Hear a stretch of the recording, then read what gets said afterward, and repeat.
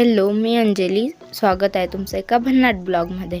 तर आज आहे माझा बड्डे आणि आम्ही चाललो आहे साई मंदिरात. तर मग मस्त गाडीत सगळ्याजणी बसलो आणि निघालो रस्त्याने.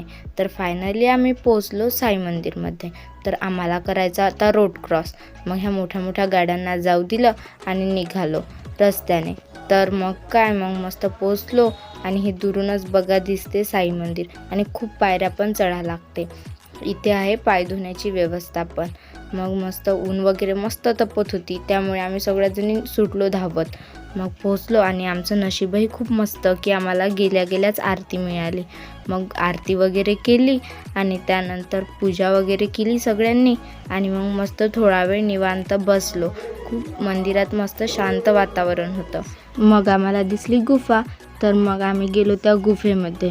तर तिथेही साईबाबाचे फोटो वगैरे होते. मग आम्ही तिथेही दर्शन घेतले, सगळ्या फोटोंची पूजा वगैरे केली आणि मग त्यानंतर आम्ही सगळ्याजणी निघालो गुफेच्या बाहेर जायला. तर मग आलो आम्ही बाहेर आणि तिथल्या पुजारी आप्पाजीने आम्हाला दिला मग प्रसाद.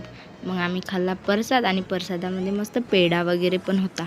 मंदिराच्या वरतच एक छोटं मंदिर होतं. मग म्हटलं चला तिथे पण दर्शन घेऊन घ्या. तर मग आम्ही सगळ्याजणी निघालो तिथे आणि तिथे होता असा छोटासा गड. मग तिथे जाऊन बघितलं तर ते होतं हनुमानाचं मंदिर. मग तिथेही दर्शन घेतले आणि अमरावती नागपूर हायवे दिसत होता आणि नजाराही खूप मस्त होता. तर ह्या दोघी तिघी तेच बघत बसल्या. मग दर्शन वगैरे घेऊन आम्ही निघालो खालती जायला निघालो. तर ते भूत एक बघा कुठं चढलं होतं आणि ते तर माहीतच आहे तुम्हाला, लोकल गँगचं कार्टून आहे. तर खाली उतरल्यावर थोडं बसलो. मग आमच्याकडे वेळच नव्हता. मग पटकन गेलो आणि बॅगा घेतल्या. ती आली बॅगा घ्यायला तर तिच्यापासून तिने हिसकली आणि म्हणते मी आज कुली बनतो म्हणते. मग गेली आणि पटपट निघाली रस्त्याने एकटी आणि धावत पळाली. मग गेलो आणि इथे बसले होते कुत्रे मस्त निवांत झोप घेत आणि ह्या शोधत होता इथं चंपाचं फूल. यायला काही सापडलं नाही, मला सापडून गेलं. मग मी घेतलं आणि डोक्याला लावून दिलं आणि पहा बरं कसं दिसते तर सांगा. मग मस्त लावलं, एक रील बनवली. पाय जळत असल्यावर कोणाकोणाचे रिॲक्शन असे असते सांगा बरं. मग आम्हाला दिला होता खूप मोठा जात हॉल. मग आम्ही गेलो त्या हॉलमध्ये आणि बसलो. मग आम्हाला दिसला एक युनिकचा फोटो साईबाबाचा. मग सगळ्याजणी गेल्या तिथं तो युनिकवाला फोटो बघायले. मग आम्ही पाहिला तो फोटो आणि तो फोटो खूप मस्त होता, काहीतरी युनिक होता म्हणून आम्हाला सगळ्याला तो खूप आवडला. आणि बर्थडे म्हटल्यावर छोटीशी